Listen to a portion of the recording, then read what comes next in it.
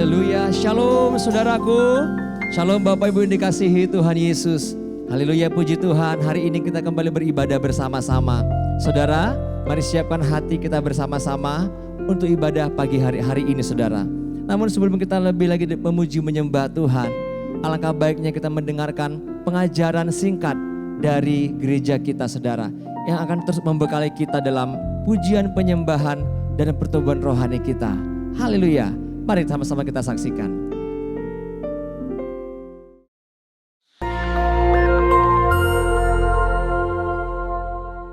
Shalom saudara, pandemi adalah suatu penyakit yang menyebar ke seluruh dunia dan mengakibatkan kematian dalam jumlah yang besar. Dunia pernah menghadapi beberapa pandemi dan hari-hari ini kita sedang menghadapi pandemi COVID-19. Nah, banyak yang bertanya, apa makna pandemi ini bagi orang percaya? Untuk menjawab pertanyaan ini, mari kita melihat dua hal berikut terlebih dahulu. 1. Dosa adalah akar dari sakit penyakit. Tuhan menciptakan manusia dan menempatkannya di Taman Eden dalam kondisi yang ideal. Tidak ada kejahatan, penderitaan atau sakit penyakit. Namun kondisi yang ideal tersebut menjadi rusak ketika manusia menggunakan kehendak yang dimilikinya dengan cara yang keliru. Iblis memberikan pendapat yang salah dengan cara yang menarik, sehingga akhirnya Hawa mengambil buah pengetahuan baik dan jahat, memakannya, demikian juga diikuti oleh Adam. Akibatnya, dosa masuk ke dalam kehidupan manusia dan menurunkan kutuk, sakit penyakit, kekacauan, dan kematian kekal. 2. Anak-anak Tuhan tinggal di dalam dunia yang berdosa. Kita perlu mengetahui bahwa kita sebagai orang percaya tinggal di dalam dunia yang sudah jatuh dalam dosa. Oleh karenanya, anak-anak Tuhan sangat rentan terhadap akibat-akibat dosa. Namun buat anak-anaknya, Tuhan memberikan perlindungan yang luar biasa. Ada pagar yang mengelilingi anak-anak Tuhan yang tidak dapat ditembus oleh si jahat. Jika si jahat ingin mencobai anak-anak Tuhan, mereka memerlukan izin dari Tuhan. Dan salah satu syarat Tuhan adalah pencobaan itu tidak boleh melampaui kekuatan manusia. Kita harus ingat, diberikan izin atau tidak, itu adalah kedaulatan Tuhan. Pada hari-hari ini, iblis terus bekerja untuk meningkatkan pencobaan guna mengacaukan manusia. Sehingga manusia tidak fokus pada Tuhan dan rencananya. Melalui berbagai hal, termasuk COVID-19, iblis bekerja membuat manusia takut, kacau, dan hanya berfokus menyelamatkan diri secara fisik. Di dalam hikmatnya yang tinggi dan tidak terselami oleh manusia, Tuhan mengizinkan virus itu ada. Nah, berdasar dua hal tersebut, kini kita akan melihat kehidupan Ayub agar mengerti makna pandemi bagi kehidupan orang percaya. Saudara, Ayub dicatat sebagai orang yang saleh, jujur, takut akan Tuhan, dan menjauhi kejahatan. Tuhan memberkati Ayub dan segala usahanya. Ternaknya berkembang biak mencapai ribuan. Ayub diberkati dengan 7 anak laki-laki dan 3 anak perempuan. Semua berjalan dengan baik, sampai suatu hari Ayub mengalami hal yang tidak menyenangkan. Semua anaknya mati, ternaknya habis, dan tubuhnya menderita penyakit bara. Ayub begitu menderita kesakitan sampai-sampai mengutuki hari kelahirannya. Ayub tidak tahu apa yang terjadi di hadapan Tuhan. Ayub 2 ayat 1 mencatat, pada suatu hari datanglah anak-anak Allah menghadap Tuhan, dan di antara mereka datang juga iblis untuk menghadap Tuhan. Iblis datang menghadap Tuhan dan meminta untuk mencobai Ayub. Tuhan mengizinkan hal itu karena Tuhan tahu bahwa Ayub dapat mengatasinya.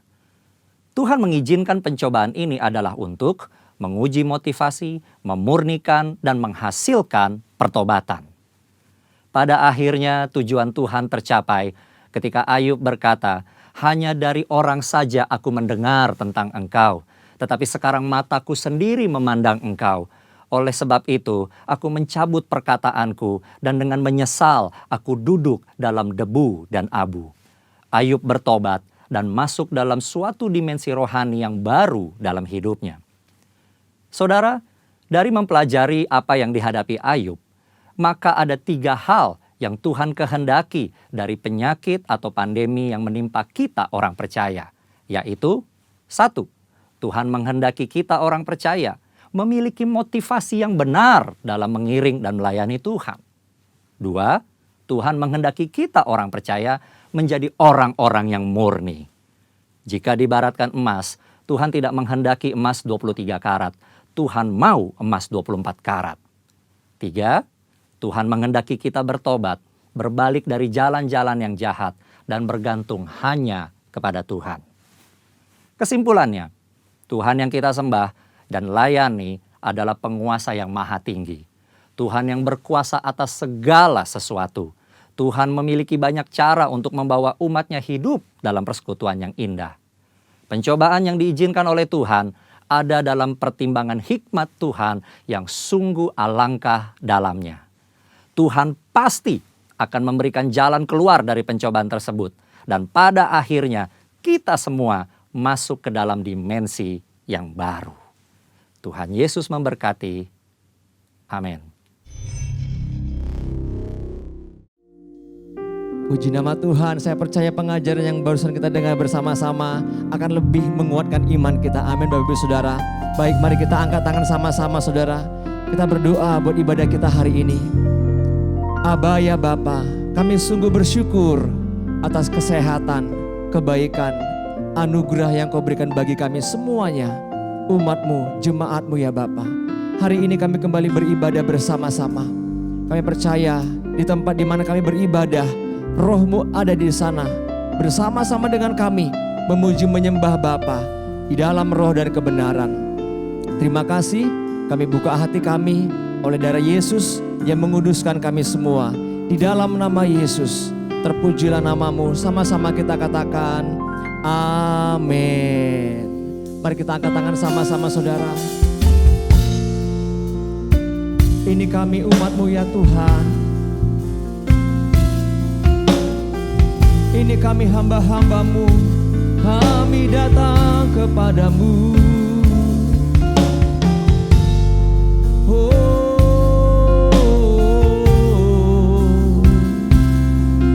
Terima kasih Yesus, bawa kami dalam pujian penyembahan pagi hari ini ya Roh Kudus, di dalam roh dan kebenaran.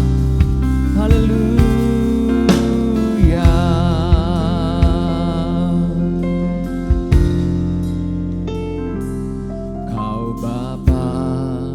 Yang mengasihiku, kuasa-Mu memulihkanku.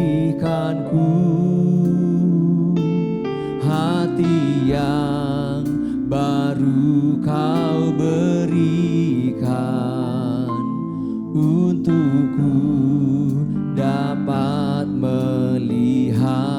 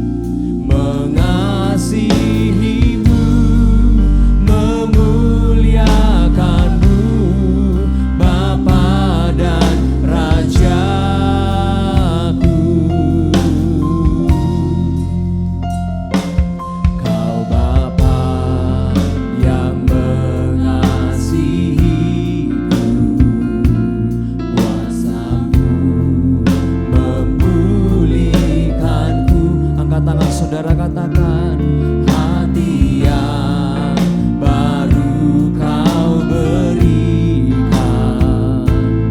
untukku dapat melihat rencanamu indah bagiku. Kau ada di setiap jalanku.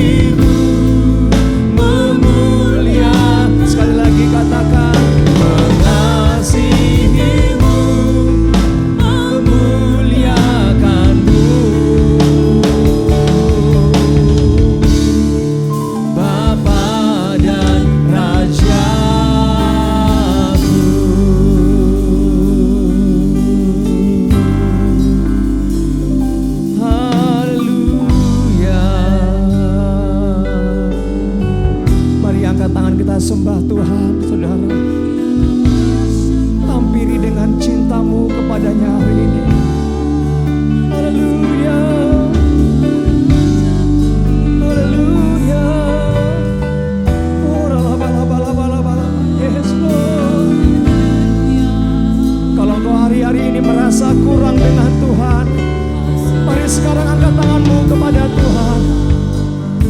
Sembah Dia, saudara. Katakan terima kasih Tuhan, terima kasih Yesus, Engkau sungguh baik, tiada yang seperti Engkau, janjimu seperti fajar pagi hari.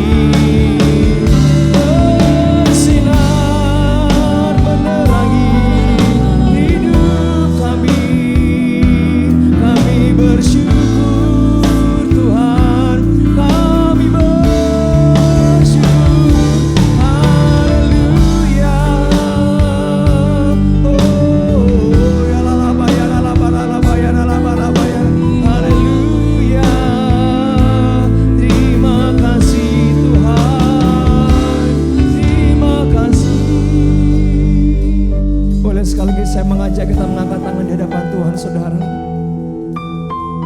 Kalau kau merasakan hari-hari ini, belakangan ini engkau kurang dengan Tuhan, ini waktunya engkau berkata, Tuhan Yesus, Engkaulah segala-galanya dalam hidupku. Sekalipun beban yang ku pikul berat ya Tuhan, tapi pada hari ini kami mau berkata kembali, Engkau segala-galanya dalam hidup kami ya Tuhan. Yes Lord, sembah Dia saudara, senangkan Tuhan hari ini. Yang bisa bahasa roh, mari sembah dalam roh.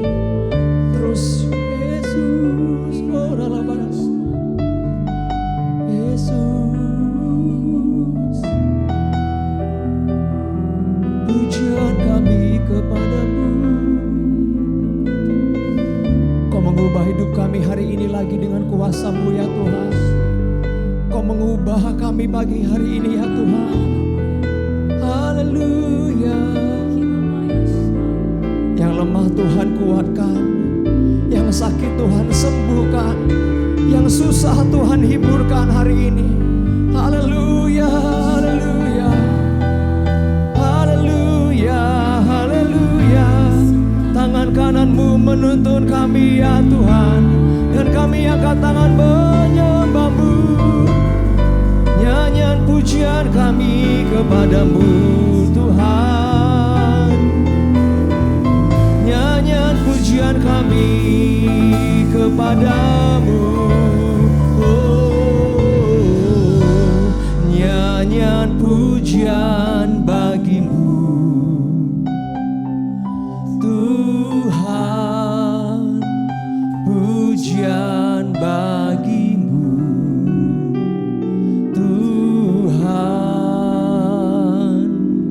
nama-Mu besar dan layak dipuji.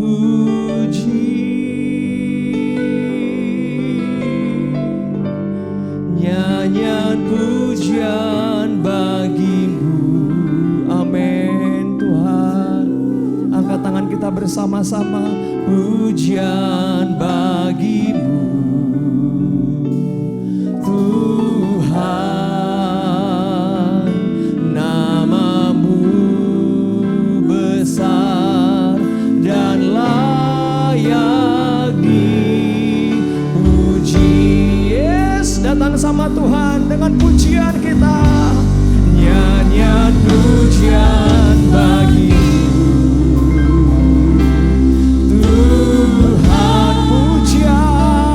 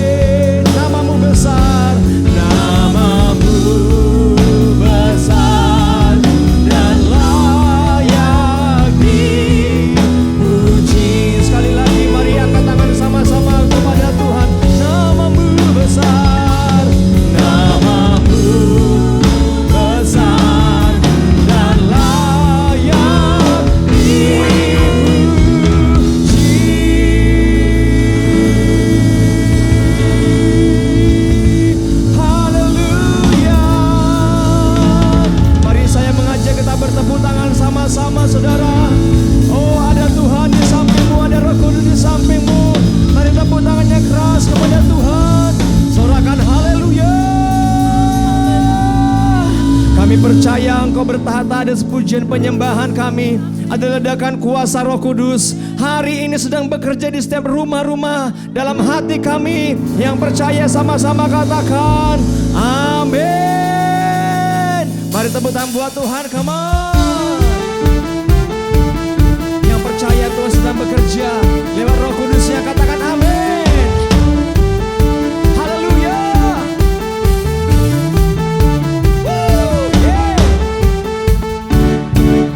Bila Roh-Mu bekerja, tiada yang dapat hentikan ya Tuhan.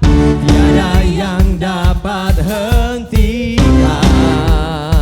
Ada lawatan besar, ada lawatan besar. Hati yang menyembah,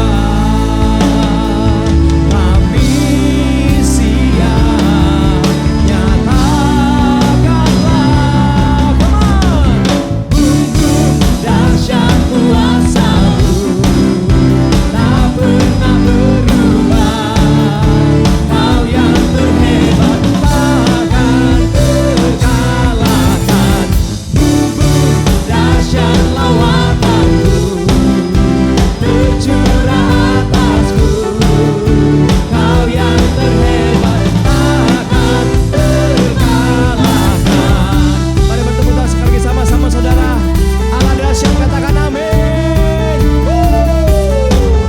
Bila Roh-Mu bekerja, tiada yang dapat hentikan. Tiada yang dapat hentikan. Ada lawatan besar, membakar hati yang menyembah. Kami siap. Nyatakanlah, come on. Dahsyat kuasa-Mu tak pernah berubah. Kau yang terhebat takkan terkalahkan. Dahsyat lawatan-Mu tercurah atasku. Kau yang terhebat takkan terkalahkan.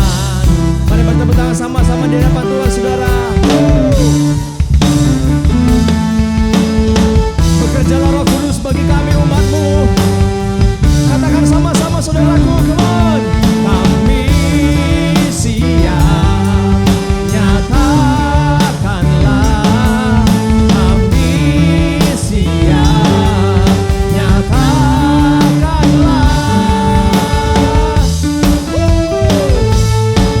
Haleluya. Yang siap sama-sama angkat tangan sekali lagi saudara. Katakan sama-sama, come on. Dahsyat kuasa-Mu tak pernah berubah. Kau yang terhebat takkan terkalahkan. Dahsyat lawatan-Mu tercurah atasku. Amin. Kau yang terhebat takkan terkalahkan. Come on.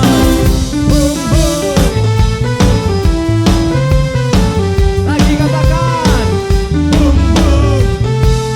Are you ready, church? Come on, one more time. Dahsyat kuasa-Mu tak pernah berubah. Kau yang terhebat Tuhan takkan terkalahkan. Dahsyat lawatan-Mu tercurah buat negeri kami. Kau yang terhebat takkan terkalahkan. Sorak-sorai dong buat Tuhan, kita sorakan haleluya. Yang siap lebih lagi masuk dimensi yang baru, katakan yes, yes, yes. Ini waktunya saudara, saya percaya kuasa Roh Tuhan bekerja dalam kita, amin. Kita berlari bersama-sama dengan Tuhan, masuk dalam new dimension, katakan yeah.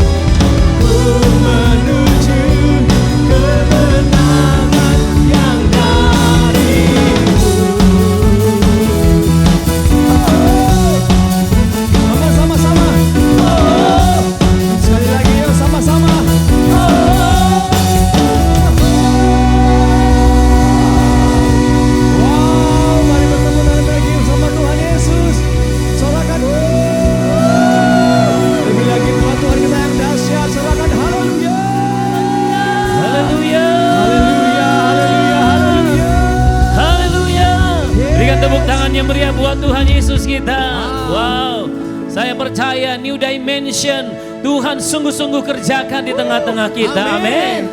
Puji nama Tuhan. Saudaraku, bagaimana kita menyambut new dimension? Ataupun hari-hari ini kita dengar istilah new normal. Kita harus sambut dengan hati yang baru. Haleluya. Amin. Dengan pemikiran yang baru, saudaraku. Oleh sebab itu, hari ini saya percaya kita akan diberkati oleh kebenaran firman Tuhan yang akan disampaikan oleh Gembala Rayon kita, Pak Hani. Dan siapkan hati saudara. Dan kita minta hati yang baru senantiasa kepada Tuhan. Pola pikir yang baru supaya di hari-hari ini, di dalam kehidupan new dimension atau new normal ini, kita bisa jalani dan kita diberikan kemenangan oleh Tuhan. Katakan amin. Haleluya. Yang lama sudah berlalu, yang baru sudah datang. Haleluya. Haleluya. Mari siapkan hati saudara di hadapan Tuhan. Oh, terima kasih Tuhan. Ubah hatiku seputih salju, ubah hatiku seperti dirimu. Ubah hati kami Tuhan Yesus.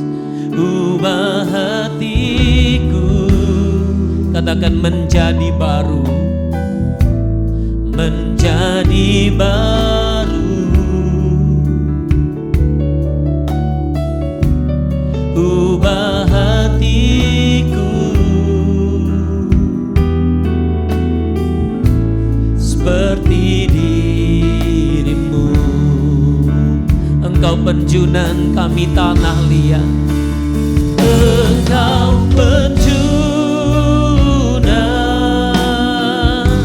ku tanah liat.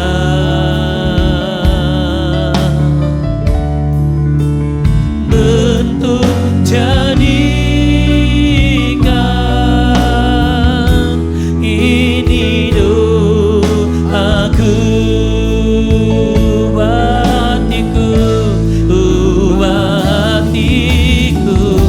Menjadi baru, menjadi baru. Ubah hatiku, ubah hatiku seperti dirimu, seperti dirimu. Katakan lagi, engkau penjunan, aku tanah liat. Engkau penjunan, ku tanah liat. Bentuk jadikan ini doaku.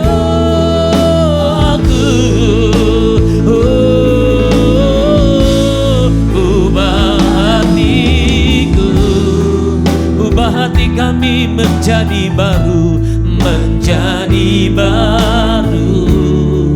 Oh ya Tuhan, ubah hatiku seperti dirimu, seperti dirimu. Berapa banyak yang rindu Tuhan bentuk kita menjadi baru. Hati kita sama seperti Kristus. Hati yang senantiasa taat akan setiap perintah Tuhan. Hati yang baru, hati yang siap dibentuk oleh Tuhan. Dan hati yang baru adalah hati yang senantiasa rindu untuk diubahkan oleh Tuhan. Amin. Kalau saudara rindu, mari angkat tanganmu. Ya Abba, Bapa, ini aku anakmu, layakkanlah seluruh hidupku. Ya Aba, Bapa, ini aku anakmu, pakailah sesuai dengan rencanamu. Mari saudara sendiri naikkan pujian ini. Ya Abah, Bapa, ini aku anakmu, layakkanlah seluruh hidupku. Oh, ya Abah, Bapa, ini aku anakmu, pakailah sesuai dengan rencanamu. Oh, pakailah sesuai dengan rencanamu. Pakailah sesuai dengan rencanamu.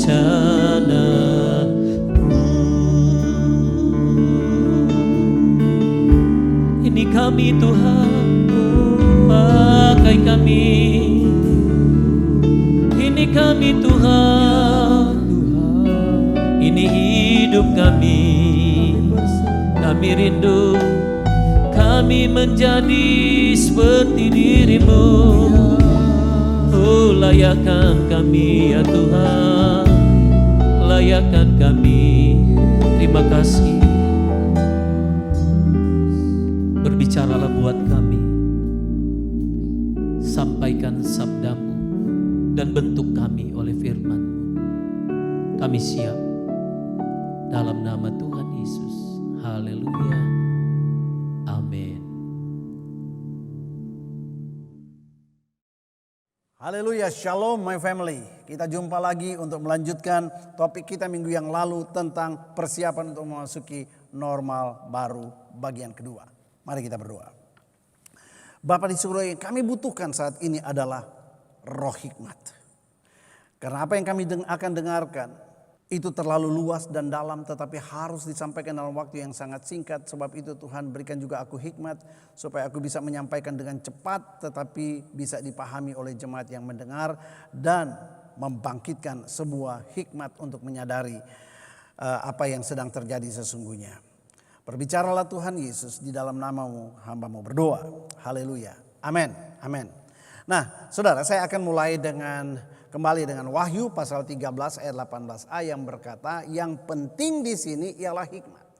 Di hari-hari terakhir dari zaman ini, hikmat menjadi sangat penting. Kenapa? Salah satu alasannya adalah karena Efesus 5 ayat 15, Tuhan berkata bahwa kita harus memperhatikan dengan saksama. Dibutuhkan hikmat. Bagaimana kita hidup supaya kita tidak menjadi orang bebal, tapi kita menjadi orang bijak, orang berhikmat. Kita butuh hikmat. Nah, saudara, dan hari Minggu ini saya akan bicara bagian kedua. Seperti yang saya janjikan, kita akan melihat bagaimana yang disebut konspirasi teori dan eskatologi teori. Dua hal ini hari-hari ini sedang marak dibicarakan orang dan sedang banyak yang memperdebatkan itu. Itu sebabnya saya merasa penting untuk saudara mengerti dengan jelas. Nah, saudara, yang pertama, konspirasi teori. Apa sih konspirasi teori itu? Mungkin banyak yang belum mengerti. Dan saya mau sampaikan di sini definisi dari konspirasi teori itu. Adalah sebuah teori yang menolak penjelasan standar. Bila mana terjadi peristiwa-peristiwa besar, dan selanjutnya menuduh ada kelompok-kelompok tertentu atau organisasi-organisasi tertentu yang sengaja merancang peristiwa-peristiwa besar itu untuk melakukan rencana jahat mereka secara rahasia. Dan belakangan ini ada begitu banyak gagasan-gagasan bermunculan bahwa peristiwa-peristiwa politik penting yang terjadi di negara manapun juga, tren atau kondisi ekonomi naik atau turunnya, kemudian masalah-masalah sosial yang sedang terjadi di mana-mana, banyak yang berkata itu adalah sebuah produk dari konspirasi sekelompok orang tertentu untuk tujuan tertentu.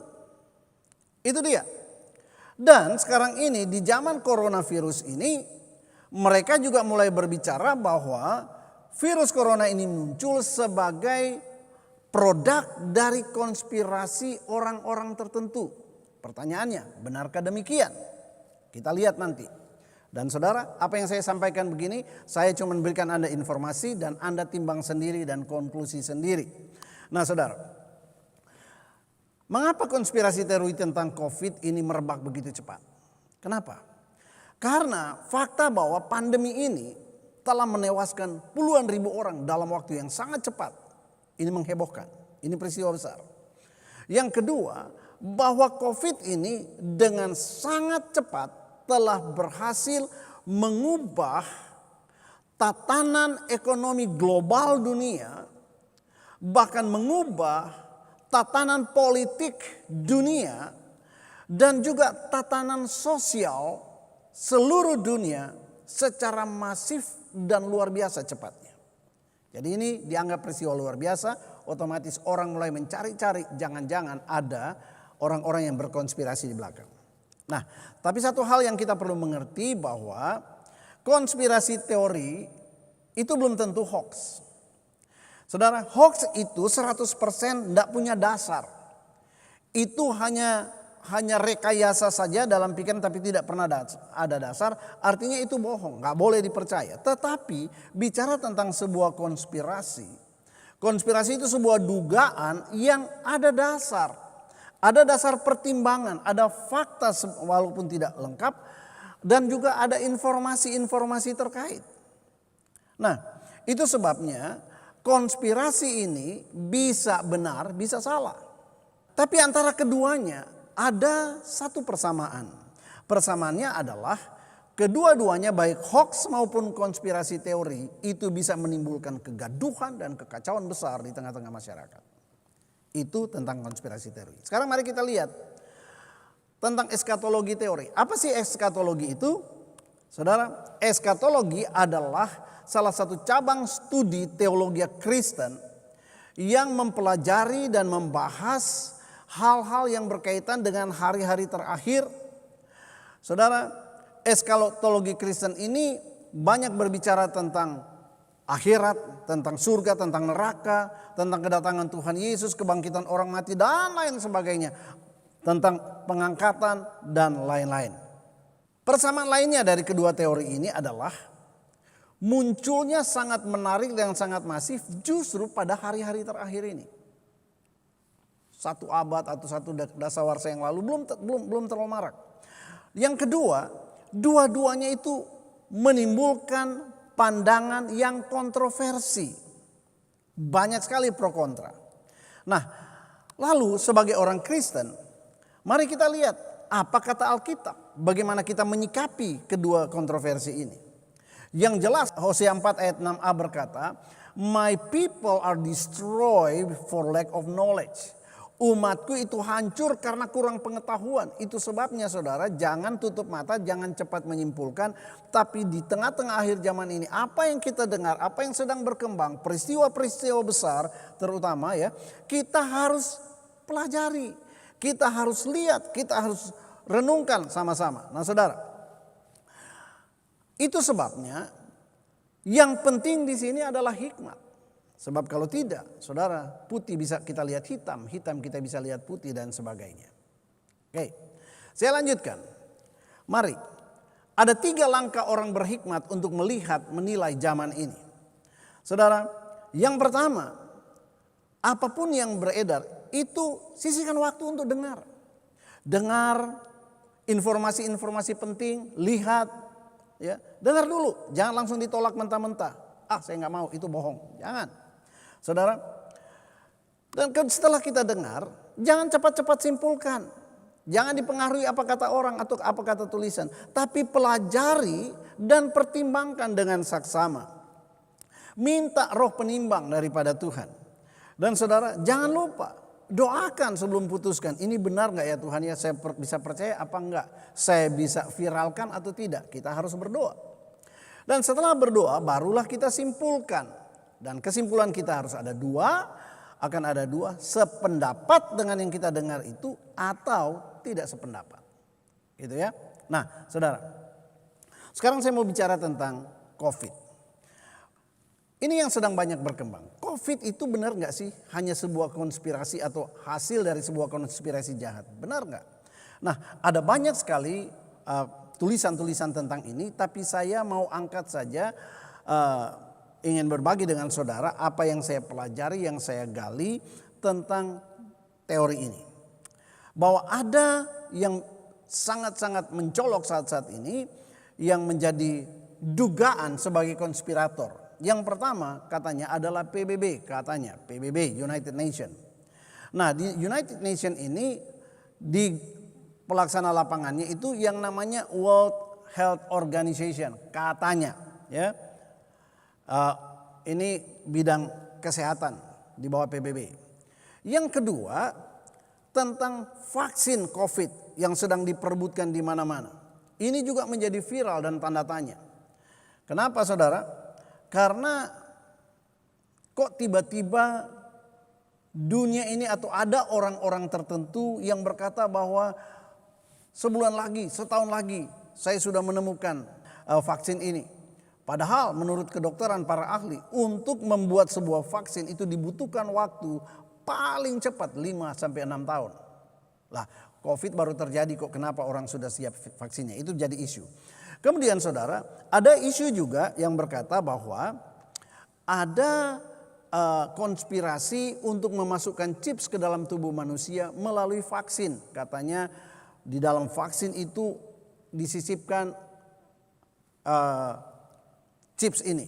Saudara, apakah benar atau tidak? Nanti kita lihat sebentar. Dan kemudian saudara, ada orang-orang tertentu atau badan-badan tertentu yang hari-hari ini marak disoroti menjadi terduga konspiratornya. Siapa mereka? Saudara, yang pertama ada yang namanya Rockefeller. Kedua ada yang namanya Rothschild. Siapa mereka? Kemudian yang ketiga ada yang namanya Bill Gates. Oke? Nah, mari kita langsung ya. Saudara, kita lihat dulu latar belakang. Apa yang melatar belakangi tuduhan bahwa ini konspirasi mereka. Nah, yang pertama, dasar yang pertama, adanya fakta dokumen PBB yang berisi agenda 2021. Nah saudara, agenda 2021 ini adalah hasil dari konferensi PBB pada bulan Maret tahun 1992 di Rio de Janeiro, Brazil. Saudara, dan agenda ini sempat pada waktu itu jadi perdebatan, tetapi kemudian tiba-tiba menghilang. Nah, konon katanya itu sengaja oleh para penguasa media, televisi, radio dan sebagainya, itu sengaja menutupnya supaya tidak banyak orang yang tahu. Kenapa? Karena di dalam agenda itu berisi salah satu program utama dari PBB adalah program depopulasi. Depopulasi artinya menurunkan atau mengurangkan jumlah penduduk dunia ini. Ya. Dan ini dia, dalam agenda itu ditulis juga landasan atau alasan kenapa mereka mau mengurangi populasi. Populasi ini dinilai terlalu besar dan telah melampaui kapasitas daya dukung bumi ini, sehingga terjadilah ketimpangan-ketimpangan dan ketidakseimbangan baik secara sosial maupun ekosistemnya dan lain sebagainya. Dan dikhawatirkan bahwa satu saat dunia ini akan menjadi sebuah medan yang berisi peperangan karena orang berebutan lahan dan sebagainya dan sebagainya dan sebagainya. Nah saudara, saya lanjut. Saudara, saya mungkin cepat ini saya lewat-lewatin saja, tetapi kira-kira begini. Agenda 21 itu adalah rencana aksi PBB yang mau diterapkan ke seluruh dunia. Dan kemudian saudara, apa yang dimaksud dengan rencana depopulasi itu? Jelas mengurangi jumlah penduduk secara cepat. Secara cepat. Misalnya, lewat wabah, lewat perang, atau relokasi paksa. Nah saudara yang kasih Tuhan, kita perlu tahu bahwa sejak program depopulasi itu, maka seluruh dunia itu agak dipaksa untuk yang namanya program keluarga berencana. Lewat sterilisasi, kemudian lewat aborsi, kemudian ada yang lewat lain-lain sebagainya. Tapi ternyata tidak bisa juga untuk menahan laju pertumbuhan penduduk. Itu sebabnya dikatakan perlu dipikirkan satu cara untuk mengurangi secara cepat dan masif. Tujuannya adalah untuk mencapai pembangunan global yang berkelanjutan. Dan salah satu tujuan utama dari Prakarsa Agenda 21 ini adalah bahwa setiap pemerintah nantinya lewat PBB akan dipaksa membuat Agenda 21 setempat sendiri. Nah, itu yang kalau di Indonesia kita kenal mungkin program keluarga berencana. Nah saudara, setelah itu berjalan sekian lama dan kemudian dievaluasi ternyata tidak berjalan sebagaimana diinginkan. Maka pada tanggal 25-27 September 2015 diadakanlah yang namanya Sustainable Development Goals Summit 2015. PBB kembali mengadakannya. Dan di situ diputuskan bahwa dibutuhkan penguatan semua agenda 21, agenda yang mereka buat di tahun 92 itu tentang agenda 21, dengan menegaskan kembali semua prinsip-prinsip Rio de Janeiro tentang lingkungan dan pembangunan, termasuk di dalamnya tentang depopulasi. Itu alasan pertama. Alasan yang kedua adalah perilaku bisnis orang-orang Yahudi yang terkemuka dan terkaya di dunia, yang tiba-tiba mengendalikan semua ekonomi, keuangan, teknologi, politik, bahkan pengaruh sosial yang luar biasa. Siapa mereka itu? Mari saudara lihat.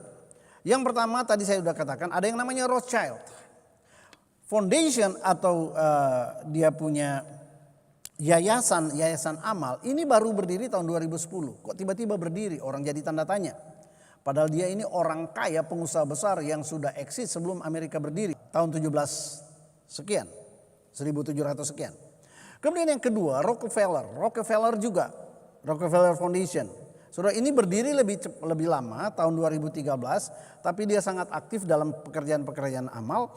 Kemudian Bill and Melinda Gates Foundation. Nah, tiga foundation ini, tiga yayasan ini tiba-tiba bergerak begitu hebat, begitu cepat, dan di tengah-tengah wabah COVID-19 ini, mereka itu menginvestasi miliaran dolar untuk apa? Membuat antivirus. Ada apa tanda tanya? Nah, saudara, mari saya jelaskan sedikit dengan cepat.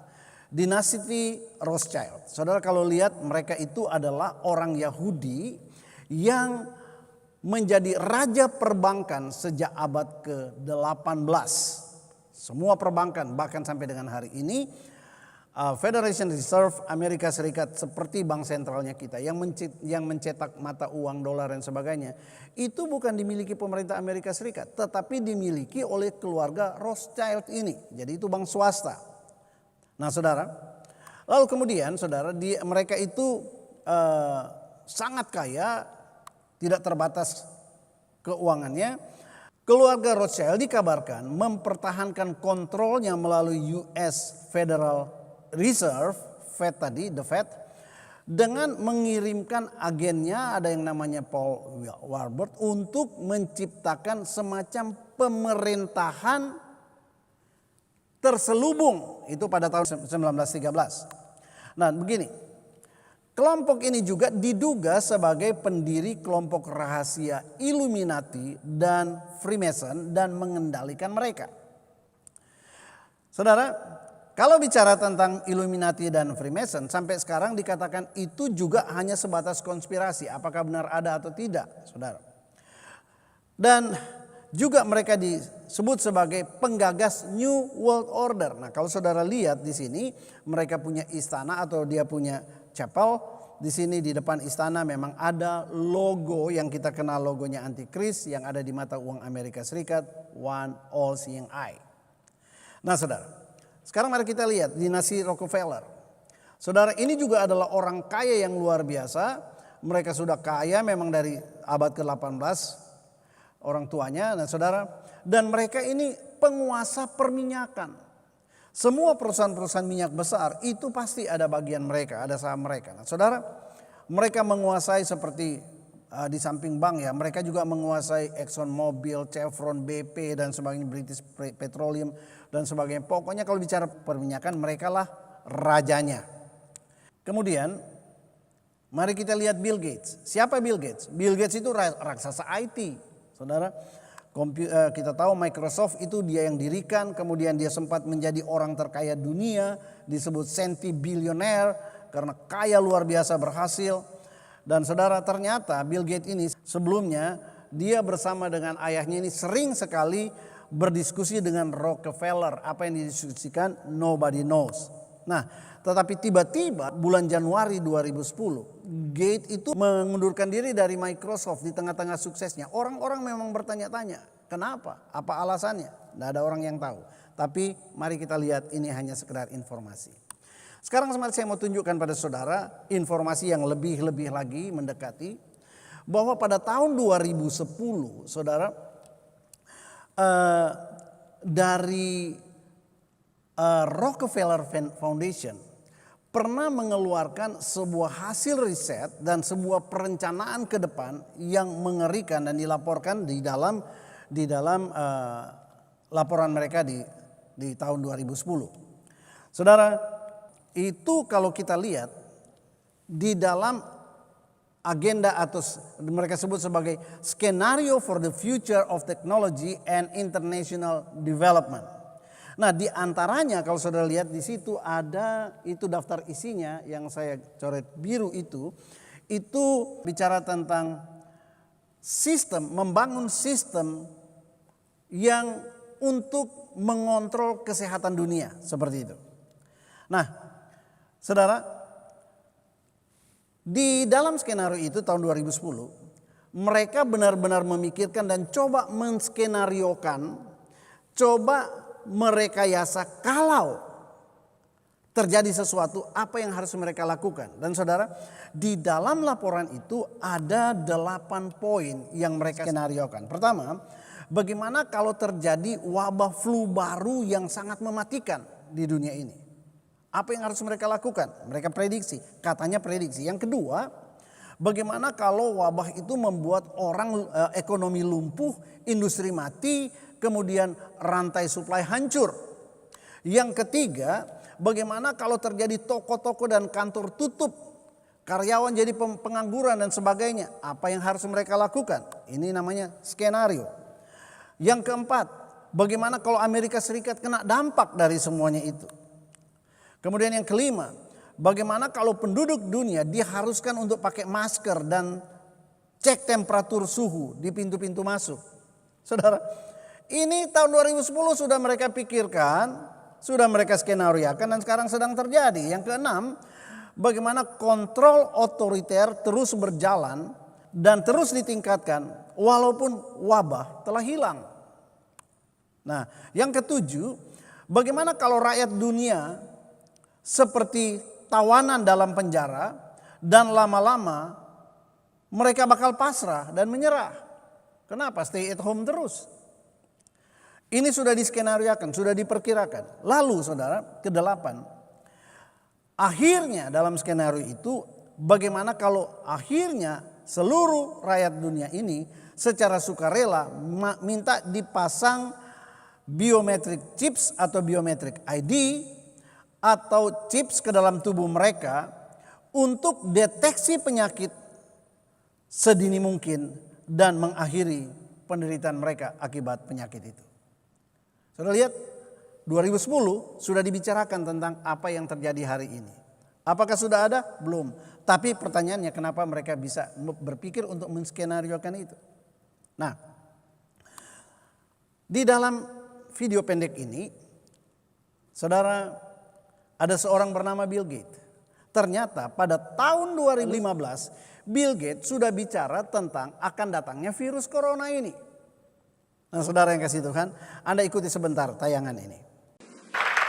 When I was a kid, the disaster we worried about most was a nuclear war. Today, the greatest risk of global catastrophe doesn't look like this. Instead, it looks like this. If anything kills over 10 million people in the next few decades, it's most likely to be a highly infectious virus rather than a war. Not missiles, but microbes. Now, part of the reason for this is that we have invested a huge amount in nuclear deterrence. But we've actually invested very little in a system to stop an epidemic. We're not ready for the next epidemic. And a large epidemic would require us to have hundreds of thousands of workers. There was no one there to look at treatment approaches, no one to look at the diagnostics, no one to figure out what tools should be used. As an example, we could have taken the blood of survivors, processed it, and put that plasma back in people to protect them. But that was never tried. So there was a lot that was missing, and these things are really a global failure. The WHO is funded to monitor epidemics, but not to do these things I talked about. You can have a virus where people feel well enough while they're infectious that they get on a plane or they go to a market. The source of the virus could be a natural epidemic like Ebola, or it could be bioterrorism. And so there are things that would literally make things 1,000 times worse. But in fact, we can build a really good response system. We have the benefits of all the science and technology that we talk about here. We've got cell phones to get information from the public and get information out to them. We have satellite maps where we can see where people are and where they're moving. We have advances in biology that should dramatically change the turnaround time to look at a pathogen and be able to make drugs and vaccines that fit for that pathogen. So we can have tools, but those tools need to be put into an overall global health system, and we need preparedness. What are the key pieces? First is we need strong health systems in poor countries. That's where mothers can give birth safely, kids can get all their vaccines, but also where we'll see the outbreak very early on. We need to do simulations, germ games, not war games, so that we see where the holes are. Finally, we need lots of advanced R&D in areas of vaccines and diagnostics. There are some big breakthroughs, like adeno-associated virus, that could work very, very quickly. So I think this should absolutely be a priority. There's no need to panic. We don't have to hoard cans of spaghetti or go down into the basement. But we need to get going because time is not on our side. If we start now, we can be ready for the next epidemic. Thank you. Nah saudara, selanjutnya tentang isu yang mengatakan bahwa biochips akan dimasukkan di dalam vaksinnya Bill Gates.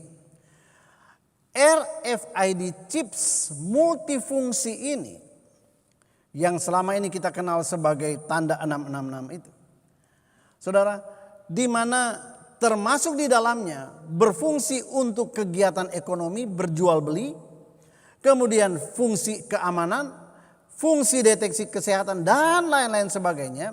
Sekarang ini sudah ada dan sudah ramai digunakan. Kalau Anda Google, Anda bisa lihat di Swiss hari-hari ini generasi milenial bangga sekali kalau mereka dipasangin chips itu. Mereka bilang, wah, now I am a cyberman. Luar biasa. Tapi menurut saya, isu chips di dalam vaksin produksi Bill Gates yang katanya akan dimasukkan ke dalam tubuh manusia, menurut saya hampir bisa dipastikan tidak mungkin atau hoax. Tetapi masalah chips itu masuk, itu sangat-sangat mungkin, bahkan sekarang sudah mulai dimasukkan ke dalam tubuh manusia dan itu akan terus, termasuk di dalamnya fungsi untuk kontrol kesehatan. Ingat 2010 Rockefeller mengeluarkan dia punya planning, termasuk di dalamnya bagaimana menciptakan sistem untuk mengontrol kesehatan manusia. Oke. Informasi terakhir tentang orang-orang ini, mungkin Anda masih kenal orang-orang ini, sudah 2 tahun yang lalu ternyata ketiga orang ini dikatakan raksasa, yaitu George Soros, Rockefeller dan Rothschild. Mereka telah mengambil alih yang namanya cryptocurrency. Apa itu cryptocurrency? Itu bicara tentang mata uang elektronik yang akan nanti menggantikan mata uang kertas atau mata uang logam di seluruh dunia, akan diganti dengan microchip. Nah saudara, itu dia. Nah, udah semuanya ini informasi yang bisa saya berikan. Dan dalam waktu yang sisa ini, saya mau kita melihat bagaimana sudut pandang eskatologi teori. Saudara, apa kata Alkitab tentang New World Order, satu pemerintahan dunia, satu tatanan dunia baru? Saudara, Alkitab dengan jelas menjelaskan bahwa di dalam masa sengsara antikris itu akhir zaman, dalam Daniel pasal 9, dunia ini akan dipimpin oleh seorang super diktator yang antikris. Dikatakan seorang raja, seorang penguasa. Alkitab sudah bilang akan ada seorang penguasa. Dari mana, siapa dia? Kita nanti saja. Tapi yang jelas kalau Alkitab bilang akan ada, pasti akan ada. Nah saudara, apa kata Alkitab tentang antikris? Dengarkan ini baik-baik. Dalam 1 Yohanes 2 ayat 18-20 dikatakan, anak-anakku, waktu ini adalah waktu yang terakhir. Dan seperti yang telah kamu dengar, seorang antikris akan datang. Siapa dia itu? Mereka itu, antikris itu berasal dari antara kita. Bukan dari bangsa lain. Tapi dari antara kita. Ingat, Alkitab ini ditulis, perkataan ini ditujukan kepada orang-orang Yahudi pada waktu itu. Yohanes berkata, mereka itu, antikris itu akan berasal dari tengah-tengah orang Yahudi. Tetapi kamu telah beroleh pengurapan dari Yang Kudus, dan dengan demikian kamu semua mengetahuinya. Saya simpulkan begini, menurut ayat ini. Pasti di akhir zaman akan muncul antikris. Kemudian yang kedua, mereka itu orang Yahudi, berasal dari orang Yahudi. Saudara ingat orang-orang tadi yang saya sebutkan yang menjadi dugaan konspirator, semua orang Yahudi. Yang ketiga, dibutuhkan pengurapan yang khusus untuk bisa mengenali mereka. Kalau tidak saudara, maka kita sangat mudah, saya percaya ini pengurapan hikmat, kalau tidak kita dengan sangat mudah menganggap itu sepele. Saudara, saya mau cerita sedikit saudara. Saya lihat di YouTube lagi.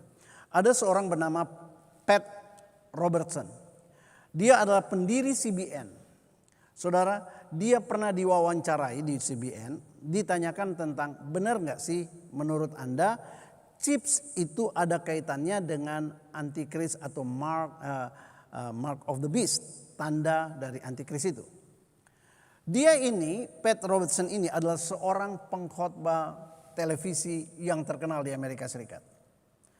Dan dia bikin statement begini. Saya cuma mau kasih tahu, istri saya itu percaya bahwa chips itu adalah tanda antikris. Tapi dia sudah mati sebelum ada orang yang pasang chips di badannya. Saya katanya, saya tuh sudah lama hidup dengan chips di badan saya untuk membantu saya menjaga kesehatan jantung saya. Tapi saya masih hidup. Jadi bilang menurut saya tidak setuju kalau chips itu dikaitkan dengan antikristus.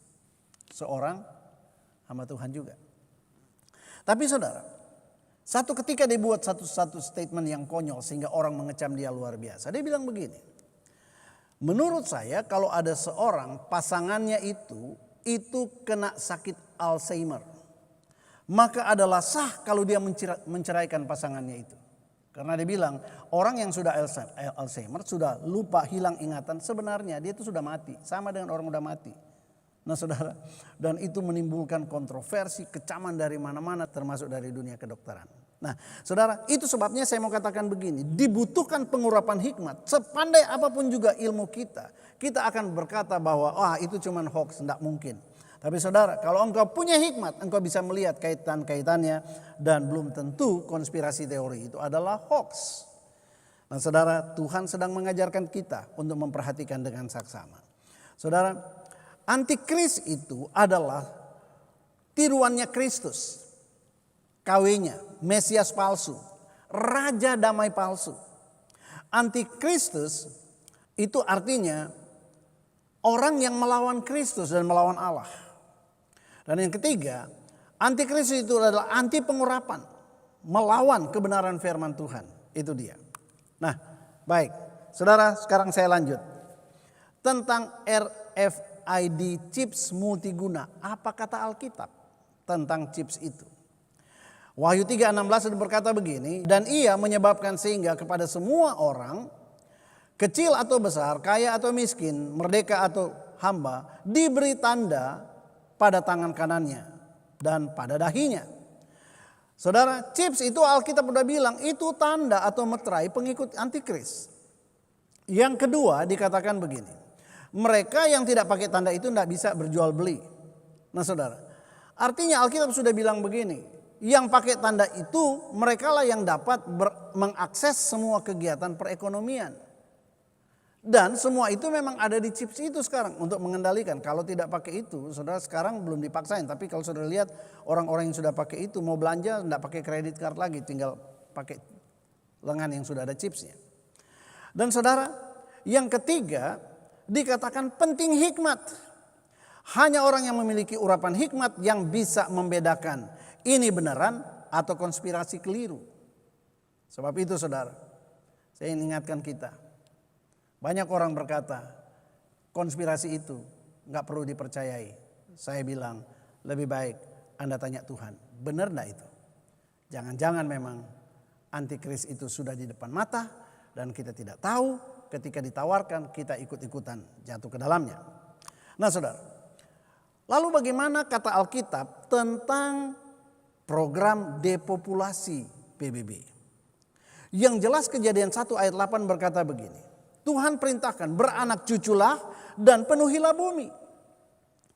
Tetapi agenda 21 berkata kurangilah penduduk, kurangilah populasi dengan segala macam cara. Dengan demikian bisa kita simpulkan bahwa populasi atau program PBB ini itu sama sekali bertolak belakang dengan firman Tuhan. Dan itu sebabnya Anda tinggal pilih mau percaya atau tidak. Nah saudara, saya lanjut. Apa kata Alkitab tentang COVID-19? Tahukah saudara bahwa hari-hari ini WHO, World Health Organization tadi, sudah memberitakan dan juga didukung oleh para ahli bahwa virus corona mungkin tidak akan pernah hilang. Tidak akan pernah hilang dari manusia. So what kalau tidak akan pernah hilang? Saudara, lalu apa kata Alkitab tentang semuanya itu? Saudara, Alkitab bilang begini. Dan aku melihat sesungguhnya ada seekor kuda hijau kuning dan seorang yang menungganginya bernama Maut, dan kerajaan maut mengikutinya, dan kepada mereka diberikan kuasa atas 1/4 dari bumi untuk membunuh dengan pedang dan dengan kelaparan dan sampar. Ini ditulis dalam kitab Wahyu 6 ayat 8 yang menunjukkan bahwa betul-betul akan terjadi pengurangan penduduk yang sangat jahat nanti di akhir zaman pada waktu antikris memerintah. Sebab itu jangan sampai Anda tidak terangkat. Saudara, lalu apa kata Alkitab tentang keadaan manusia dalam menghadapi COVID-19? Alkitab berkata akan ada tanda-tanda pada matahari dan bulan dan bintang-bintang dan di bumi dan bangsa-bangsa akan takut dan bingung menghadapi deru dan gelora laut. Alkitab bilang. Dan bukankah hari ini semua manusia di muka bumi ini dihantui, dikejar-kejar rasa takut dengan COVID-19. So, saudara, sebagai konklusi atau kesimpulan, saya minta maaf ya, ini pelajaran yang panjang sekali, saya mesti pack jadi kecil, saya bicara cepat-cepat. Nah, saudara, tapi saya rasa Anda perlu tahu ini. Nah, konklusinya, ini saatnya kita sikapi semua informasi dengan hikmat, dengan bijaksana. Bahwa apapun orang berkata bahwa itu hanya virus biasa, tapi sebagai orang percaya pahamilah bahwa ini sebuah wake up call. Wake up call. Kenapa? Anda setuju atau tidak setuju, kita sudah berada di hari-hari terakhir yang ditandai dengan datangnya masa yang sukar. 2 Timotius 3 ayat 12. Kemudian saudara, tanda bahwa kita memang betul-betul sudah ada di hari-hari terakhir, itu ditandai dengan pencurahan Roh Kudus besar-besaran yang memberi tanda atau meterai kepada setiap umat Tuhan untuk dapat tetap bertahan menghadapi kegoncangan-kegoncangan di akhir zaman yang akan terjadi. Itu dia. Nah saudara, Yang kedua, jangan cepat simpulkan semua teori konspirasi sebagai tidak bisa diterima. Hanya kalau teori itu bertentangan dengan Alkitab, artinya Alkitab tidak tulis begitu tapi mereka bilang begitu, itu baru bisa kita tolak. Ya. Kemudian di dalam Lukas 21 dikatakan begini ayat 36. Sebuah wake up call supaya kita berjaga-jaga, berdoa, minta kekuatan supaya kita luput dari semuanya itu. Sampai kita nanti berhadapan muka dengan Tuhan Yesus pada waktu pengangkatan terjadi. Wake up call. Dari sisi eskatologi, mari kita kaitkan ini semuanya dengan hari terakhir itu. Yang keempat, jangan santai. Seperti 5 anak gadis yang bodoh yang diceritakan dalam Alkitab. Santai. Saudara, tiba-tiba mempelai itu datang dan mereka tertinggal. Dan yang kelima, sekalipun itu menakutkan banyak orang, jangan takut. Jadilah bijak, tetaplah percaya bahwa Tuhan ada di atas segala-galanya. Haleluya. Nah saudara, jadi bukan soal benar tidaknya isu konspirasi COVID yang beredar. Tapi saya mau ajak Anda renungkan dan pertimbangkan baik-baik. 2 pertanyaan ini. Yang pertama, apa ruginya? Tergantung dia, oh itu tanda Tuhan mau datang, oh bukan itu. Nah saudara, tapi apa ruginya sih? Kalau mulai hari ini Anda mempersiapkan diri, berubah, yang lama biarkan berlalu, yang baru datang dalam hidup saudara. Berubahlah menurut pembaharuan budimu. Yang masih suka main-main dengan dosa, ambil keputusan berhenti dengan dosa. Hidup benar, hidup kudus. Jangan cuma berpikir itu cuma konspirasi. Bagaimana kalau benar dan Tuhan Yesus datang, Anda masih sedang hidup dalam dosa? Saudara, apa ruginya sih kalau kita hidup sungguh-sungguh, kita hidup jujur dengan Tuhan? Saudara, pertanyaan kedua, sebaliknya apa untungnya? Kalau kita mempertahankan tabiat yang lama dengan berpikir bahwa Tuhan Yesus masih lama datang, enggak mungkin dia datang. Saudara, untungnya apa? Tidak ada untungnya. Anda akan merusak hidupmu sendiri, merusak masa depanmu, dan lain sebagainya. Saudara, pilihlah kehidupan, Alkitab berkata. Saya mau katakan kepada saudara, kita sedang berada di hari-hari terakhir ini. Kita semuanya tahu bahwa memang kehidupan itu semakin sukar. Nah di tengah-tengah keadaan yang makin sukar, yang tidak seorang pun bisa menyangkal keadaan itu makin sukar. Tidakkah engkau ingat bahwa ketika tidak ada seorang manusia bisa menolong engkau, ada Tuhan yang sanggup menolong engkau. Ketika semua situasi membuat engkau anjlok turun, Tuhan bilang engkau akan kubawa naik, tidak turun. Saudara yang kasih Tuhan, COVID-19 masih ada dan tidak tahu berapa lama. Dan saya sangat percaya Tuhan izinkan itu untuk menjadi warning buat kita. Kalau bukan Tuhan yang melindungi kita, siapapun juga, Anda sudah mengikuti protokol kesehatan, punya potensi untuk kena. Karena COVID Anda tidak lihat. Anda butuh Tuhan. Anda butuh perlindungan Roh Kudus. Maka tidak ada ruginya kalau engkau sungguh-sungguh dekat sama Tuhan di hari-hari ini. Berserah penuh kepada Tuhan. Mengandalkan Tuhan. Saudara, kalau engkau sudah lakukan itu, kalaupun kita berdoa supaya tidak, kalaupun Tuhan izinkan kena COVID dan katakanlah meninggal.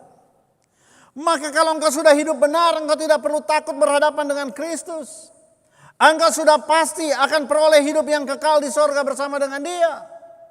Tapi apa jadinya kalau engkau masih menganggap itu masih lama karena kata orang, wah itu cuman bukan tanda akhir zaman dan sebagainya. Apa jadinya kalau tiba-tiba engkau masih bermain-main menikmati dosa dan tiba-tiba hari Tuhan jatuh atasmu? COVID ada di mana-mana mengingatkan kita bahwa setiap orang punya potensi kena COVID. Kalau bukan Tuhan yang melindungi, saudara. Dan kalau engkau sungguh-sungguh dengan Tuhan, katakanlah Anda terledor lalu kemudian kena. Apakah Tuhan tidak bisa sembuhkan? Sebab itu saudara, saya tutup dengan ini. Bukan hanya jangan takut, bukan hanya percaya, tetapi hiduplah benar. New normal. Saudara, kita diminta untuk betul-betul berubah. Saya mau berdoa buat saudara. Bapa di surga, hamba mau berdoa buat jemaat-Mu Tuhan. Bapa, banyak hal yang hamba-Mu ingin menjelaskan. Tapi waktu terbatas, namun hamba-Mu percaya Roh Kudus sanggup untuk melakukan bagian-Mu Tuhan. Satu hal hamba-Mu minta, sadarkan kami untuk berjaga-jaga senantiasa. Sadarkan kami bahwa kami sungguh sudah ada di akhir zaman. Hanya masalah waktu Tuhan akan datang kembali. Hanya masalah waktu rapture akan terjadi. Biarlah kami Tuhan tidak bermain-main dengan waktu yang Tuhan masih percayakan kepada kami. Tapi kami menggunakan waktu-waktu yang ada sesuai dengan apa yang menjadi kehendak-Mu. Aku berdoa Tuhan untuk setiap umat-Mu. Berikan mereka kekuatan. Berikan mereka kemampuan Tuhan.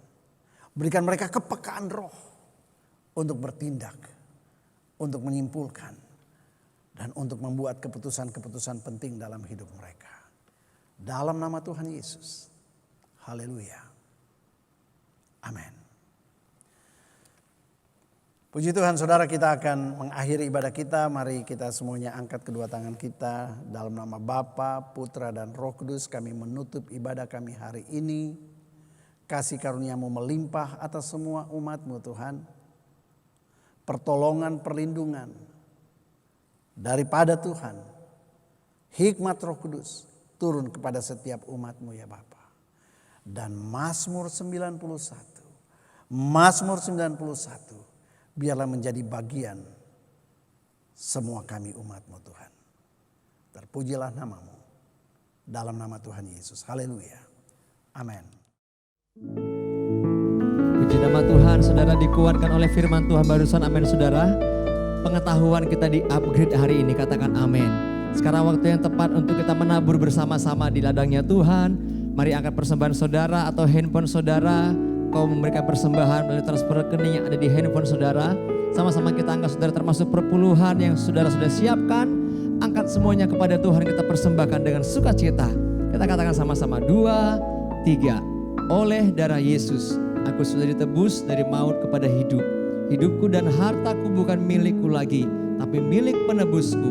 Hari ini aku akan memuliakan Tuhan dengan hartaku yang terbaik. Dan aku percaya sesuai dengan firman-Nya. Amsal 3 ayat 9 sampai 10. Lumbung-lumbungku akan diisi penuh melimpah. Dalam nama Tuhan Yesus katakan amin. Saudara, seperti minggu-minggu yang lalu, hari Minggu kami ada di tempat ini menunggu saudara yang berikan persembahan sesuai dengan jam ibadah atau hari jam kantor. Hari Senin sampai dengan Jumat jam 9 sampai dengan jam 3 sore. Selamat menabur, Tuhan memberkati. Haleluya. Mari memuji Tuhan karena kebaikannya buat kita semua sampai dengan bulan ini, saudaraku. Amin. Haleluya. Terima kasih Tuhan Yesus. Yuk nyanyi sama-sama saudaraku. Allah itu baik, sungguh baik bagiku.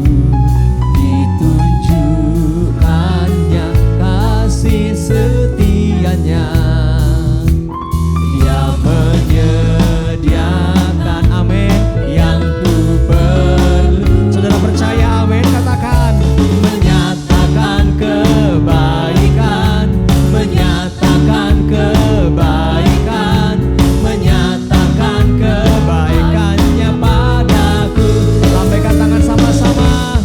Kasih setianya tak pernah berubah, dulu, sekarang, dan selamanya.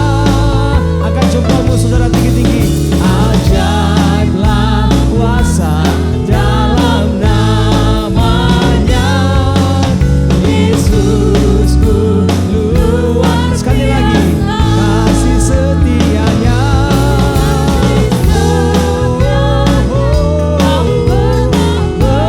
berubah,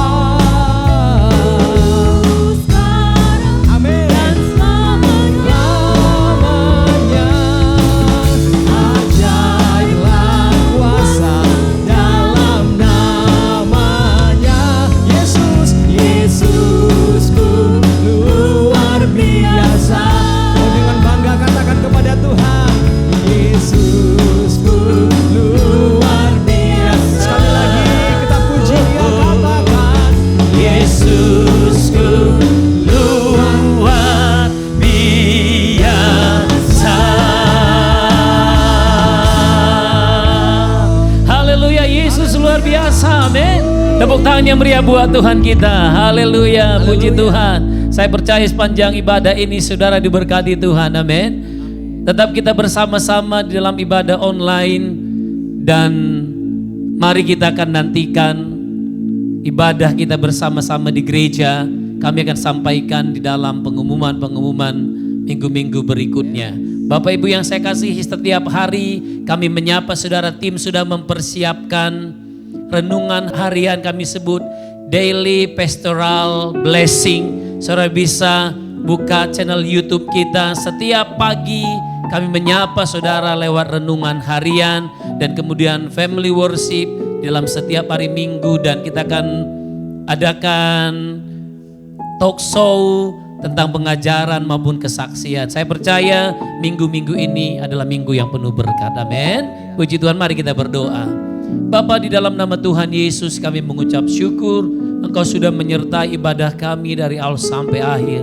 Tuhan, Engkau melawat kami, Engkau menjamah kami, dan bahkan Engkau memberkati kami firman-Mu, dan kami diubahkan oleh firman-Mu, dan kami siap menjadi pelaku firman Tuhan. Berkati setiap umat-Mu berlimpah-limpah, dan berkati setiap hamba-hamba-Mu Tuhan yang melayani Engkau sepanjang minggu ini. Terima kasih Tuhan, terima kasih. Hamba-Mu terus berdoa buat setiap umat-Mu, kuatkan dan teguhkan setiap mereka. Terima kasih buat janji penyertaan yang Engkau terus genapi di dalam hidup kami. Sampai saat ini kami boleh sehat, sampai saat ini kami boleh kuat, semua karena Tuhan. Dan terima kasih Tuhan, aku percaya oleh bilur darah Yesus, mereka yang sakit Tuhan sembuhkan. Mereka yang lemah Tuhan kuatkan dan Tuhan hiburkan. Terima kasih Bapa, terima kasih pemulihan keluarga terus terjadi. Bahkan kami berdoa dalam nama Yesus, goncangan yang sedang terjadi lewat COVID-19 dan goncangan ekonomi, kami percaya di dalam nama Yesus Kristus Tuhan, Engkau yang berdaulat atas segalanya dan tidak ada perkara yang sulit buat Engkau. Dan kami berdoa, badai pasti berlalu di dalam nama Tuhan Yesus.